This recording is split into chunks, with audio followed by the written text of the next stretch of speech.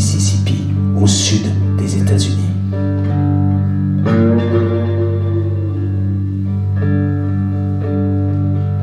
Le climat est lourd et humide.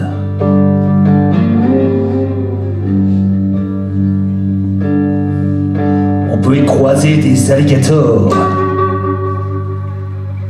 des sorciers vaudous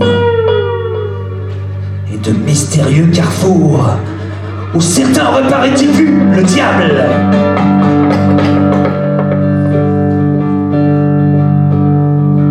C'est dans cette région lointaine qu'il y a bien, bien longtemps est né le blues.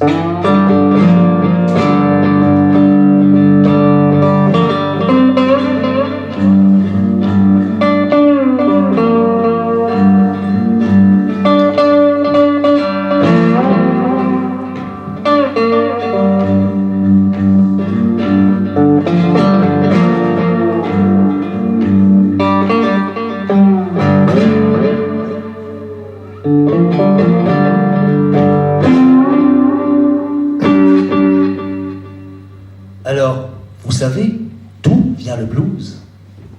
Eh bien moi, je vais vous raconter une histoire de blues. Il pourrait en exister 1001 versions. Aujourd'hui, je vais vous en raconter une. Tout a commencé au XVIe siècle, quand les Européens sont allés en Amérique. Il y avait déjà du monde sur place. Il y avait les Indiens d'Amérique, les Cherokees, les Apaches, les Sioux, les Comanches. Les Européens leur ont fait la guerre et se sont violemment imposés. Ils voulaient devenir toujours plus puissants, plus forts, plus riches. Alors sur ce grand territoire, eh bien, ils ont développé les cultures du sucre, du tabac, du café, du coton aussi. Et pour faire ce travail, eh bien, ils ont exploité des gens. Et oui, ils ont mis en place tout un système qu'on appelle le commerce triangulaire. Avec ce système, ils ont acheté des esclaves en Afrique qu'ils ont amenés de force en Amérique. Ils les entassaient dans des bateaux et beaucoup mouraient durant la traversée. Une fois arrivés en Amérique, ces esclaves africains sont devenus des Afro-Américains. Et il y en a beaucoup qui ont travaillé dans les champs de coton du sud des États-Unis. Ils travaillaient énormément. Ils travaillaient tous les jours, du lever au coucher du soleil. Alors, pour se donner du courage, pour se donner un rythme dans le travail, pour s'exprimer en travaillant, ils chantaient. Chanter d'ailleurs, c'était un peu leur seule liberté. Et qu'est-ce qu'ils chantaient? Eh bien, ils chantaient ce qu'on appelle des work songs. Des work songs, ce sont des chants de travail. C'est quelque chose qui existait déjà en Afrique. C'est une tradition qu'ils ont ramenée d'Afrique. Et une work song, eh bien, ça fonctionne comme ça. Il y a quelqu'un qui chante une phrase, et cette phrase, elle est reprise par tout le groupe. Alors, si ça vous dit, là maintenant, tout de suite, aux ateliers du jour, nous allons tenter ensemble de chanter une work song. Ah, je vous sens à fond, là. Bon, alors j'en ai choisi une facile. Il y a une seule phrase, c'est celle-là. C'est « Who's gonna run them paps oh ». Alors on va déjà essayer de la dire ensemble, cette phrase. Vous êtes prêts? Who's gonna run them paps oh. Bon, en plus vous avez un meilleur accent que moi, donc ça tombe bien. Donc, je chante cette phrase, et quand je vous fais signe, vous la répétez. Vous êtes prêts? Ready? Yes, come on. Who's gonna run them paps oh? Who's gonna run them paps oh? Who's gonna run them paps oh? Who's gonna run them paps oh? Who's gonna run them paps oh? Who's gonna run them paps oh? Who's gonna run them paps oh? Who's gonna run them paps oh? Who's gonna run them paps oh?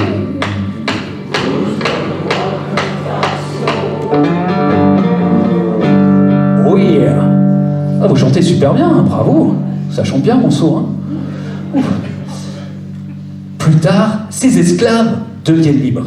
Ils deviennent libres, mais c'est pas forcément mieux pour eux. Et oui, parce que déjà, ils restent sous la domination de leur ancien maître, et en plus, ils restent très très pauvres, voire pour certains encore plus pauvres qu'avant. Alors, eh bien, toujours pareil. Ce qu'il leur reste pour s'exprimer, pour se divertir un petit peu, eh bien, c'est la musique.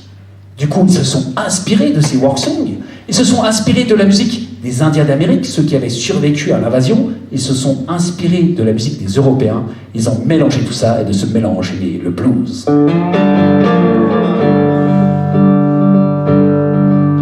Et le soir, après une journée harassante de travail, ils se réunissaient, ils faisaient de la musique avec ce qu'ils avaient, ce qu'ils trouvaient, comme par exemple une vieille boîte de cigares qu'ils avaient trouvée au bord de la route, avec laquelle on fabrique une petite guitare. Un couteau, un simple couteau qu'on laisse glisser sur les cordes pour imiter la voix humaine.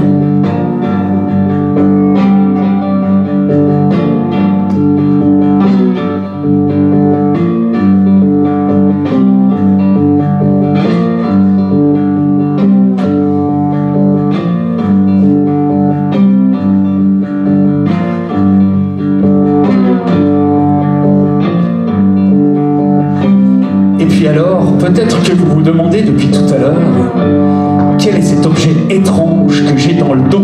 Qu'est-ce que c'est que ça, à votre avis? Eh bien ça, c'est l'ancêtre de la machine à laver. C'est ce qu'on appelle une washboard, une planche à laver. Alors au départ, on s'en sert pour laver le linge en frottant comme ça, mais on peut également s'en servir pour faire ça.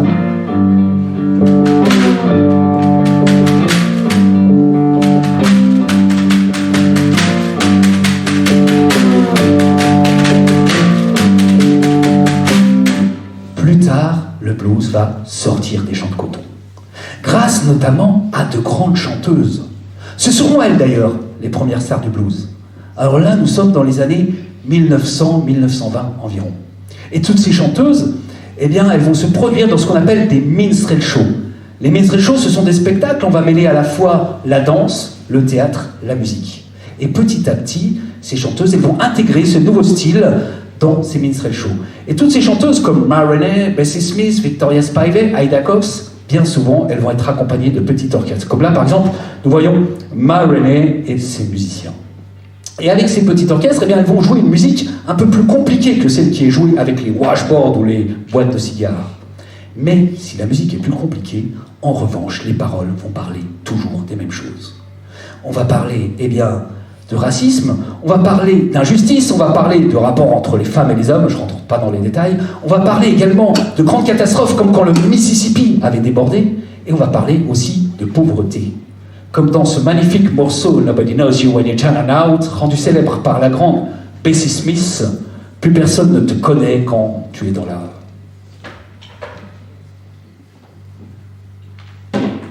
Alors cette chanson, ce que ça raconte, c'est si vous avez un gros sac de bonbons, vous avez plein d'amis, et quand vous avez plus de bonbons, vous avez plus d'amis. Ou alors si vous avez un gros compte en banque, vous avez plein d'amis, comme c'est à découvert, vous avez plus d'amis. Alors moi, je ne suis pas une grande star du blues. J'aurais bien aimé, malheureusement ce n'est pas le cas, et en plus, j'ai un très mauvais sens du rythme. Pas de chance. Mais vous allez sûrement pouvoir m'aider. Et oui, parce que dans le blues, comme dans les autres musiques afro-américaines, il y a ce rythme-là qui revient très souvent. Vous allez voir, c'est assez facile, ça fait comme ça. Vous allez m'aider. 1, 2, 3, 1, 2, 3, 4, et 1, 2, 3, 4, et 1, 2, 3,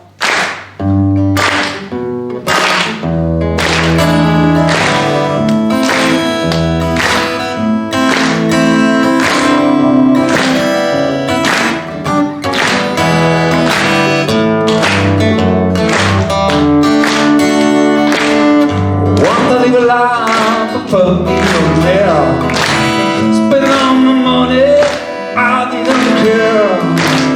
I carried my friend and I took the town, bought a boat of liquor, champagnes and wine.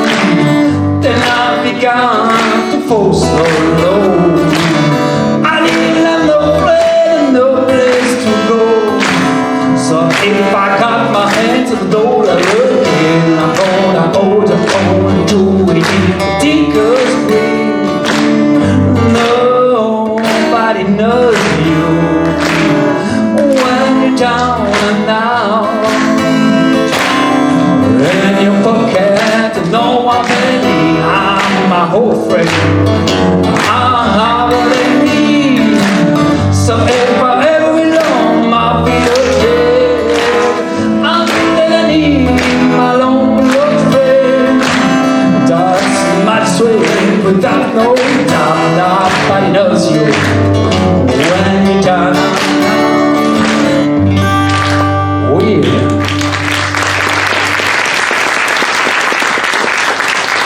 Merci, merci, merci. Merci à vous de m'avoir aidé, hein. J'aurais pas pu la tenir comme ça. À cette époque, on joue le blues également là-dedans. Alors ça, c'est ce qu'on appelle un juke joint. Un juke joint, c'est une maison, une baraque faite de vieilles planches, de vieilles tôles qu'on aura récupérées. Alors, à votre avis, pourquoi les Afro-Américains construisaient-ils des juke joints? Est-ce que vous avez une petite idée? Ah, effectivement, ils n'avaient pas vraiment des moyens pour se fabriquer une maison.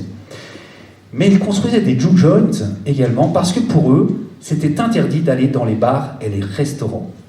En effet, à cette époque, aux États-Unis, les Afro-Américains ou les Noirs américains n'avaient pas les mêmes droits que les Blancs américains. C'est ce qu'on appelle la ségrégation raciale. Par exemple, dans les bus, les belles places à l'avant étaient réservées aux Blancs, il y avait quelques places à l'arrière pour les Noirs. Parfois même, ils devaient voyager debout. Il y avait des écoles pour Blancs, des écoles pour Noirs, des parcs pour Blancs, des parcs pour Noirs. Bref, tout était séparé. Alors, avec les juke joints, au moins ils avaient un lieu pour pouvoir se réunir, boire, danser, faire la fête et jouer du blues, évidemment. Et ils faisaient même, à cette époque, des concours de blues. Alors moi, je vais vous parler d'un concours qui est resté célèbre dans l'histoire, qui est eu entre le grand Big Bill Bonzi, qui lui jouait un blues un petit peu comme ça, si je me souviens bien.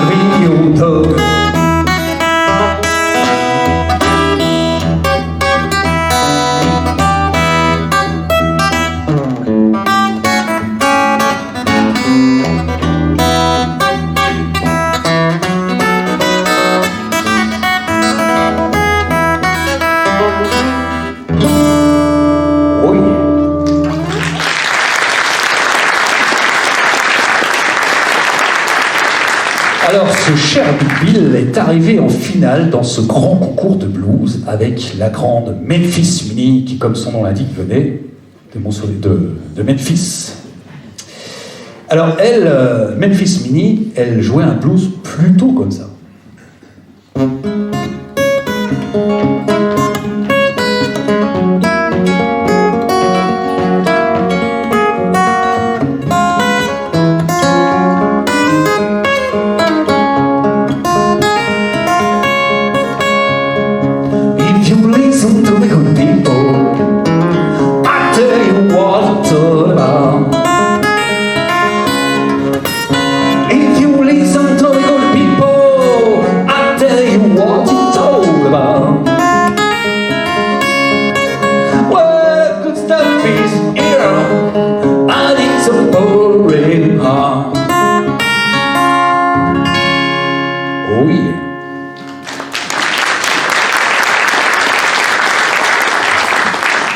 Alors, à votre avis, qui a gagné ce grand concours de blues? Plutôt Memphis, Big Bill Bonzi ou Memphis Minnie? Big Bill Bonzi ou Memphis Minnie? Alors, nous allons procéder à un vote. Voilà, on va bientôt voter, donc on s'entraîne un petit peu, hein. Enfin, pas pour les mêmes choses. Donc, qui vote pour Big Bill Bonzi? Ouais, il y en a pas mal quand même, hein. Ouais. Ok.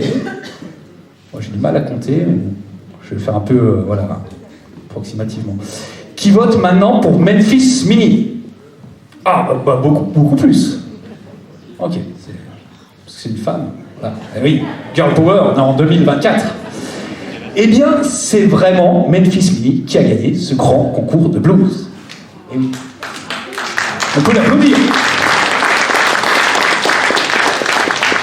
Et alors, qu'est-ce qu'il aurait gagné, Memphis Minnie? Il aurait gagné plutôt ça, à votre avis?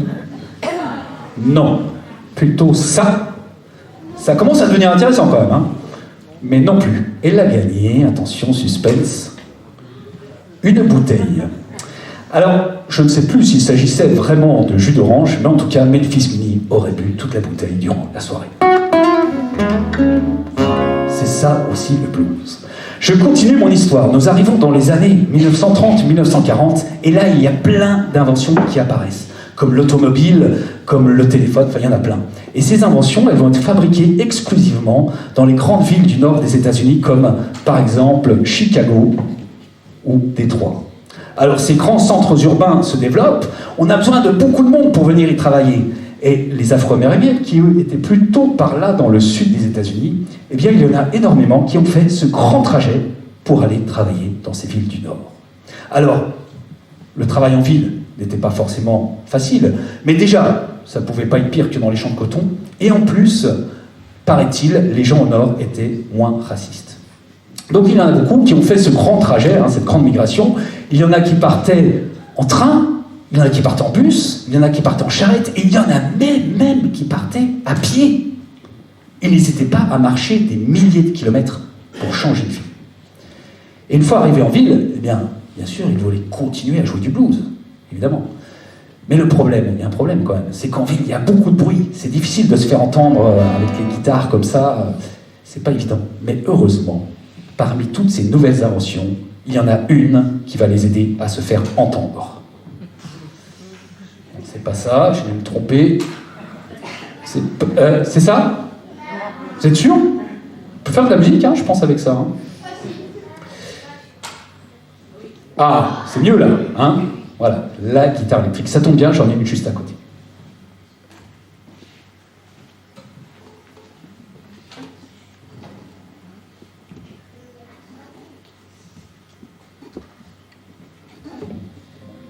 Alors, parmi toutes ces personnes qui ont fait ce grand voyage, il y avait le jeune Muddy Waters.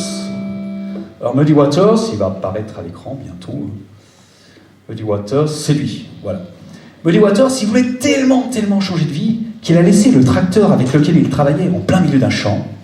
Et une fois arrivé à Chicago, Muddy Waters, il a pris sa guitare électrique et il a fait...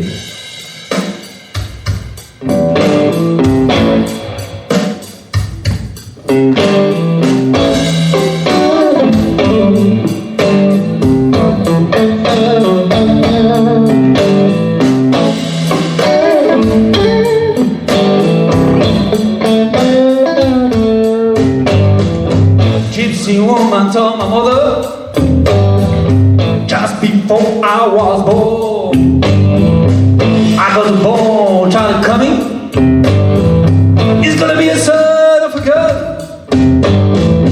He's gonna man, pretty woman. Just bound. And the world wanna know what he's all about. Everybody gonna be. Everybody know that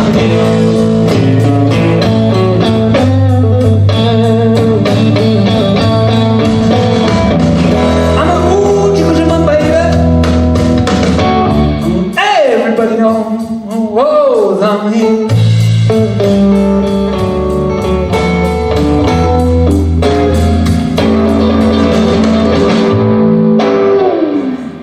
Oui. Ça donne tout.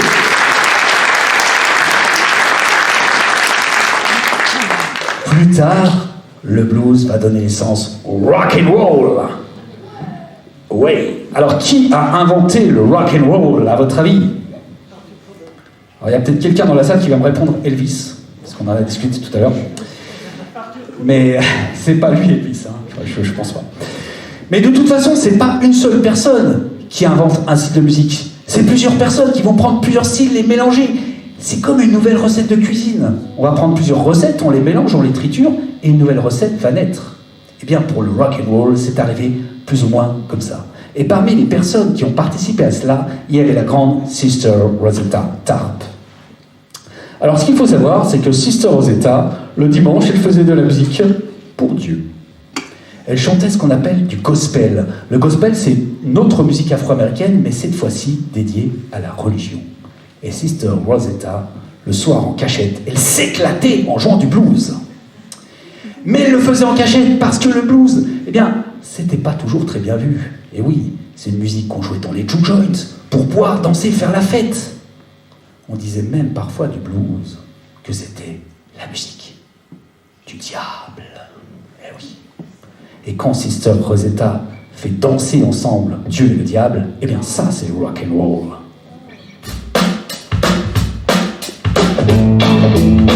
Above my head, you'll hear. Above my head, you'll hear. Above my head, you'll hear. Ready to believe, God somewhere. All in my room, you'll hear. All in my room.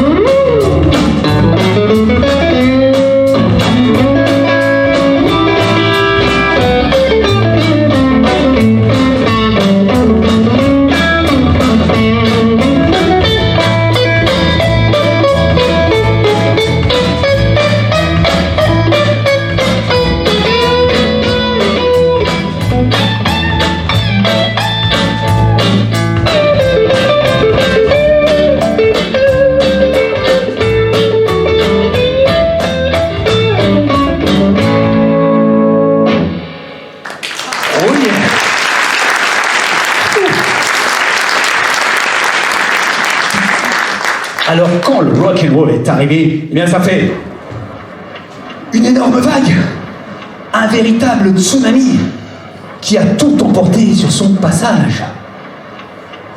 Oh. Et alors le blues, où est le blues? Qui continue à jouer du blues? Eh bien heureusement, il reste des passionnés. Il reste des passionnés comme Mr. B.B. King, yeah, le roi du blues. On vous a joué tout à l'heure un morceau de B.B. King.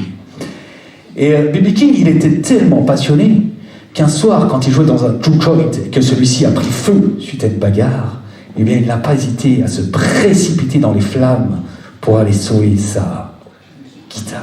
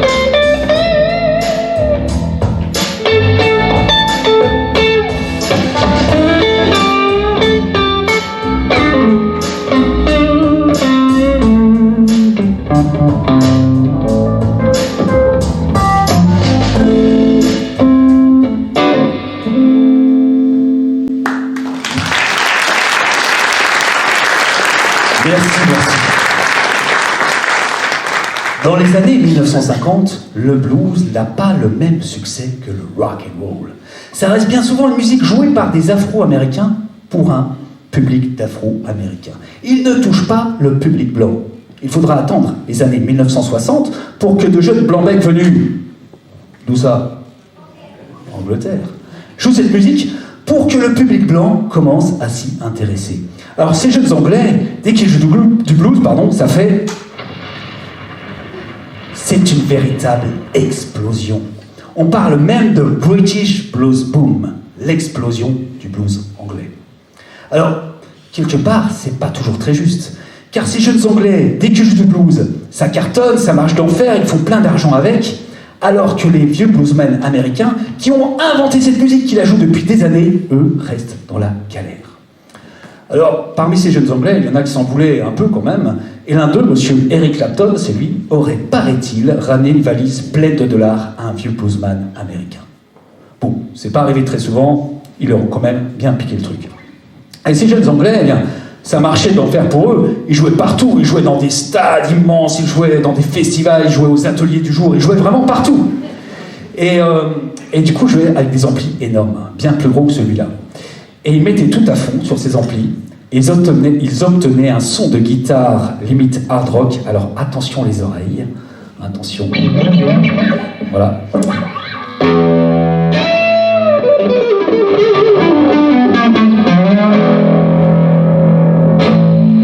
Et avec ce son de guitare-là, eh bien, ils s'embêtaient pas. Ils reprenaient toujours des vieux blues, comme le fameux Crossroads de Robert Johnson. Robert Johnson, c'est lui.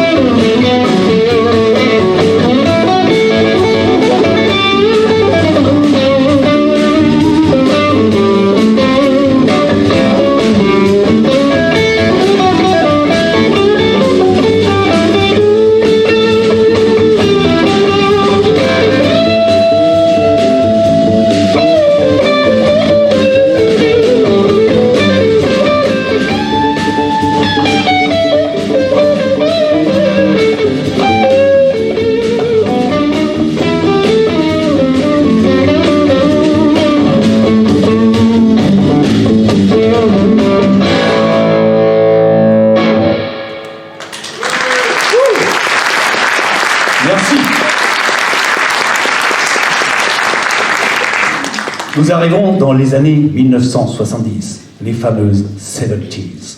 Et là, franchement, le blues, il est au top. Il est à son apogée. De grandes stars américaines cartonnent en jouant du blues, comme par exemple Bonnie Raitt. Alors, ce qu'il faut savoir, c'est que Bonnie Raitt, parfois, pas toujours, mais parfois, elle laisse de côté la guitare électrique.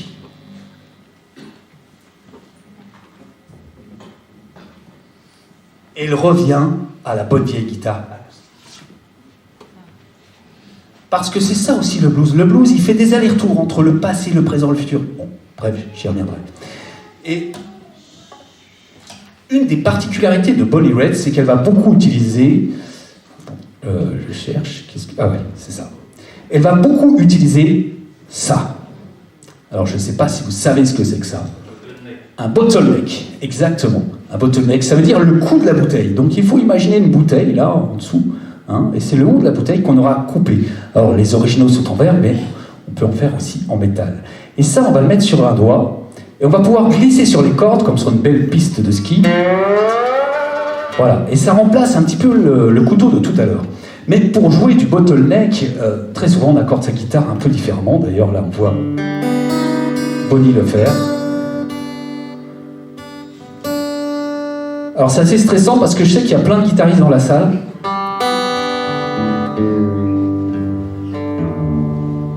Donc on va leur demander si ça leur va ou pas.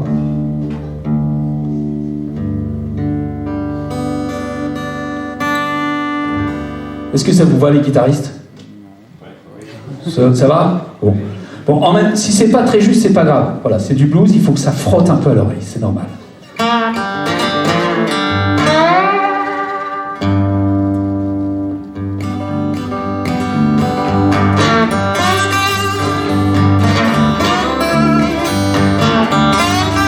Come on, baby, write me a few your lines.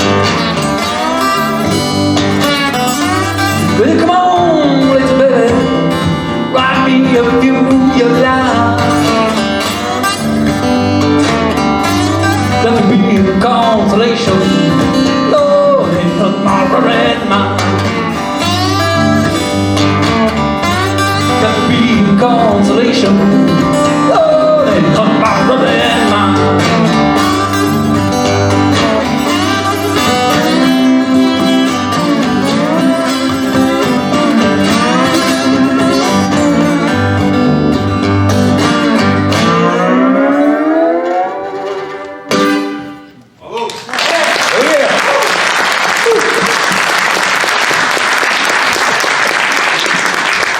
Alors, autant dans les années 1970, le blues, il était au top, il était à son apogée. Par contre, dans les années 1980, pour le blues, c'est la cata. C'est la cata parce que les années 1980, comment dire, eh bien la musique, c'est surtout ça.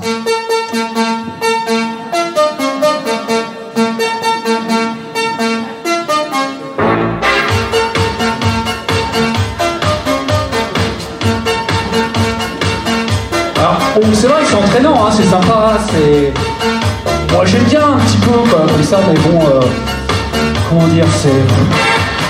Ah, ouf. Ouf. Mais voilà, c'est bien les synthés, tout ça, mais pour le blues, ça va pas. Parce que, je veux dire, là, on va remplacer la batterie, on va remplacer la guitare, on va remplacer la contrebasse, on va remplacer l'harmonica, on remplace tout. Et le blues, lui, il a besoin d'expression sur les cordes, il a besoin sur les peaux, il a besoin de... Voilà. Et avec ça, bah non, ça marche pas. Donc le blues retourne dans les eaux troubles du Mississippi. On peut dire quelque part que le blues est quasiment mort. Voilà, donc le spectacle touche à sa fin. Désolé, hein, ça finit un peu en cul de poisson. Mais...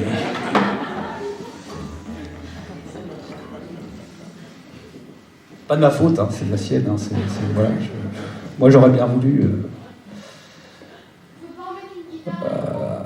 ça va venir. Parce que le blues, alors, on va vous demander, est-ce qu'il est complètement mort pendant les années 80 ? Non ! Ah, ouf, parce que si vous m'avez dit oui, c'était fini, vraiment, quoi. Et non, le blues n'est pas mort, car dans les années 1980, un jeune blanc-bec, venu du Texas cette fois-ci, Mr. Steve Vaughan, va s'acharner sur sa guitare Stratocaster. Il va sauver le blues de l'oubli en lui injectant une bonne dose de coke de vitamines. C'est ce que je raconte.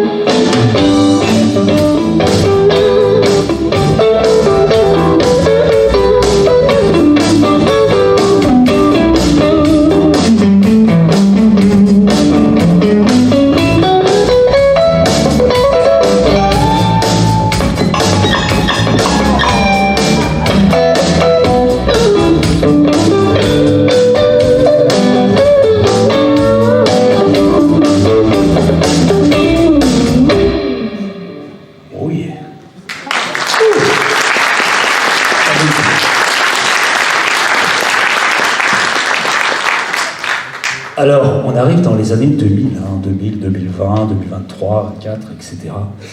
Et où est le blues dans ces années-là? Eh bien, le blues, il est déjà ici, aux ateliers du jour. Et apparemment, il y a un concert de blues à Mâcon aussi, là. On fait concurrence, je sais pas qui c'est, mais bon. Et le blues, il est partout. Moi, des fois, je vais à Leclerc. Voilà, oui. Ou j'ai en casino. J'entends la musique qui est diffusée et j'entends une petite note de blues, un petit accord de blues, un petit rythme de blues. Le blues, il a influencé quasiment toutes les musiques que l'on écoute aujourd'hui. Alors j'avais écrit une phrase sur le blues, ça vaut ce que ça vaut, mais je vous la dis quand même. Entre passé, présent et futur. C'est une musique qui se renouvelle sans cesse. C'est une musique où chaque musicienne et musicien fait pousser le grand arbre aux multiples racines qu'est le blues. Bon, il y a plein de jeunes aujourd'hui qui jouent du blues. Il y a Guillaume, il y a voilà, Alban, enfin il y en a plein, Virginie, Hélène, et Samantha Fish, Marcus King. Il y a lui aussi, comment il s'appelle lui? Ah, voilà, vous allez me dire c'est pas vraiment du blues, mais le rap c'est un peu le blues d'aujourd'hui, bon, quelque part. Revenons à Samantha Fish. Alors, parce que je vous parlais justement d'aller-retour entre passé, présent et futur. Eh bien, Samantha, elle n'hésite pas à revenir à cet instrument-là. Donc, on va voir si vous avez suivi ce que je raconte. Quel est l'instrument qu'elle a entre les mains? Ah, voilà, cigar box.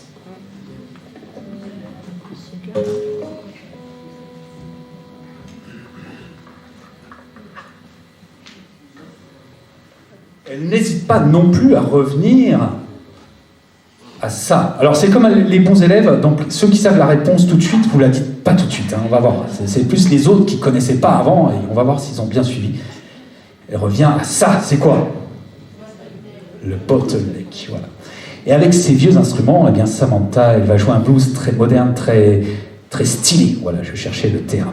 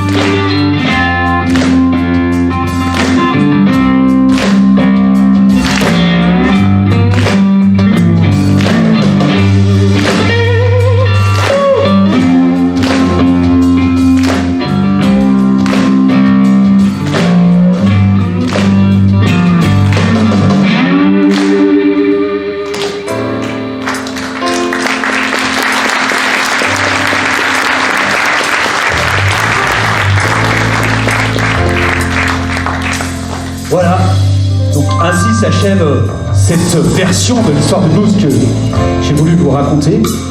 J'espère que ça vous a plu, que ça vous a donné envie d'écouter du blues, peut-être même de jouer du blues, de chanter du blues, sait-on jamais. Mais avant de vous quitter, j'aimerais, si vous le voulez bien sûr, faire juste encore quelques toutes petites notes avec ma guitare Stratocaster. Je peux? Ah, merci.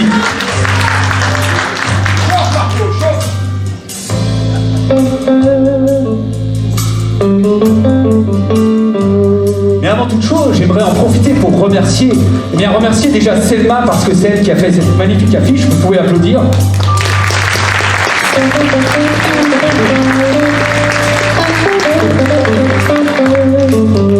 J'aimerais faire un grand merci à Samuel de m'avoir invité à faire ce magnifique projet. Voilà, vous pouvez applaudir. Alors, je suis un peu ému parce que quand j'ai commencé ma carrière de prof de guitare à 100 lignes, Samuel c'était un de mes élèves. Et maintenant, il est prof de guitare à Monceau. Alors, c'est quand même... voilà, que d'émotion, que d'émotion. Je voulais remercier Pascal au son, à la lumière, à toute la technique. Je voulais également remercier,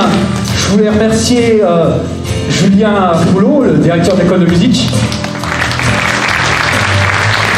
Je voulais remercier tous les profs qui ont participé et bien sûr tous les élèves qui ont participé à ce projet, qui sont venus jouer, qui sont investis. Bravo à vous.